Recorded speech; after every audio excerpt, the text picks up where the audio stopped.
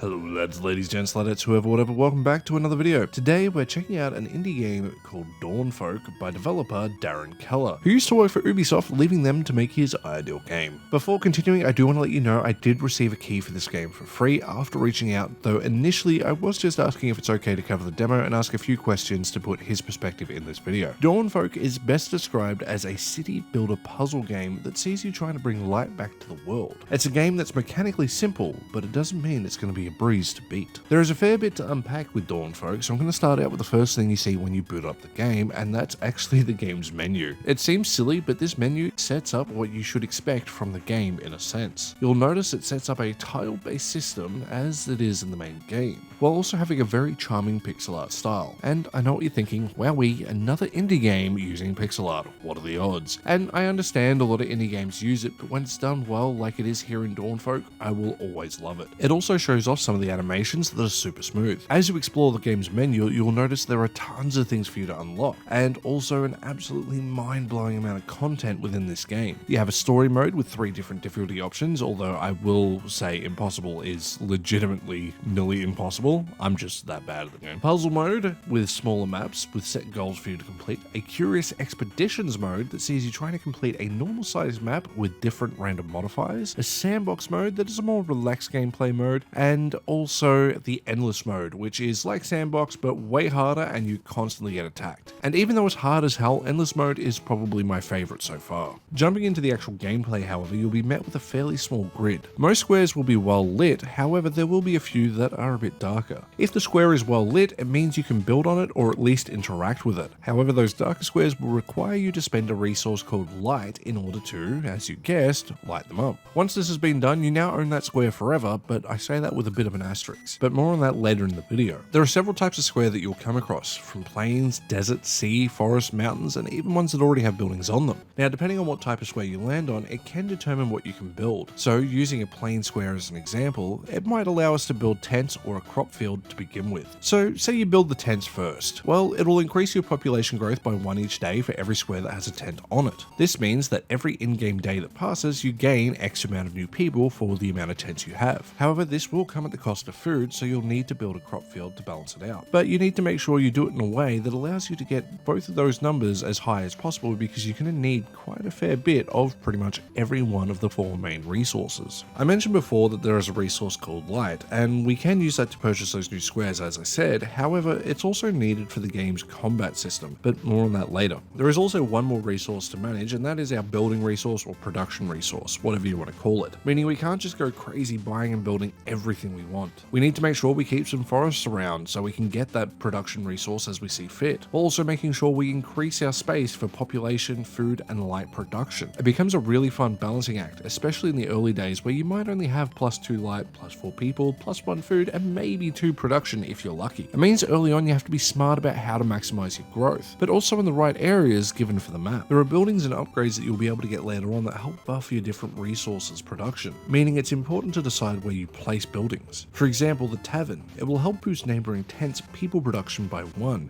meaning they now give you 2 instead of 1. However, you can also upgrade these to a house, meaning now you get 4. So it's really important to pay attention to what you're doing and don't just place things willy-nilly just because they happen to fit. But these bonuses can go far beyond just upgrading your resource collection rates. It also allows you to have access to new skills such as replanting forests immediately, turning sea into land, or land into desert. It really helps flesh out the overall system and allows you to make the most of every map as you see fit. And I'm probably not doing it justice in my description, but trust me when I say it's very addictive and works extremely well in the flow of the game. I mentioned at the start that this game can get pretty difficult, so how does that happen in a city builder? And that's because we have several different enemies to contend with. The forces of darkness are trying to stop us from spreading out light, and that sounds really dirty when I say it out loud. With the use of a tornado that spreads darkness, disabling anything it covers until light is used to reclaim those squares, a cult that takes over the tents and houses, stopping your people production, and the biggest threat of all, the monoliths that can straight up permanently destroy a square from the map, meaning it never returns. They are also a giant pain in the butt to kill, typically costing quite a lot of light and a lot of people to destroy.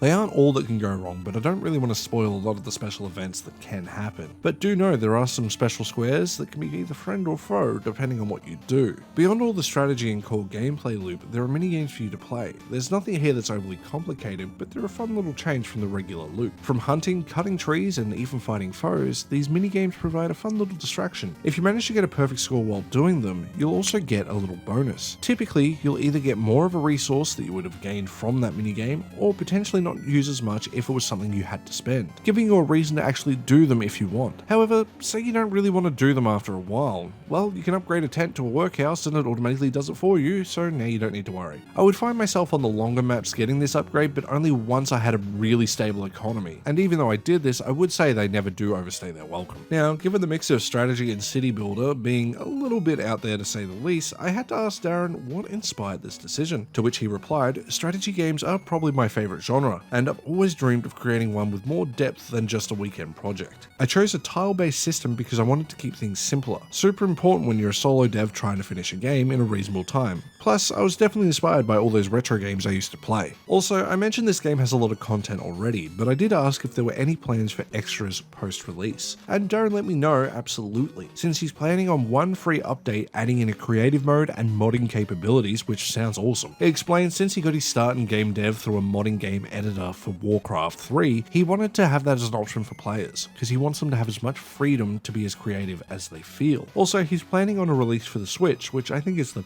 perfect platform for Dawnfolk. He also released a video showing it off on the Steam Deck, which I'll have linked below, so definitely check that out. Finally, I asked if he had any other projects planned, to which he replied, it might sound a bit unusual, but I have announced my next game, B-Type Space Builder. It's a mix between a traditional shmup, for those who don't know, shoot 'em up, and a strategy city builder. And he gave me the Steam description. A strategy builder shoot 'em up in deep space. Explore a galaxy aboard your B-Type starship, shoot down your foes and expand your territory. Build planetary facilities, collect resources, and raise an intergalactic defense force. Can you save the world from a robotic alien invasion across dimensions? There's already a Steam page, so if that sounds interesting, go ahead and wishlist it, in which it will be in the description below and a pinned comment, as well as for Dawnfolk. Dawnfolk releases on the 13th of February 2025, but that also depends on time zones. I highly recommend checking the game out and picking it up for yourself because so far I have thoroughly enjoyed my time.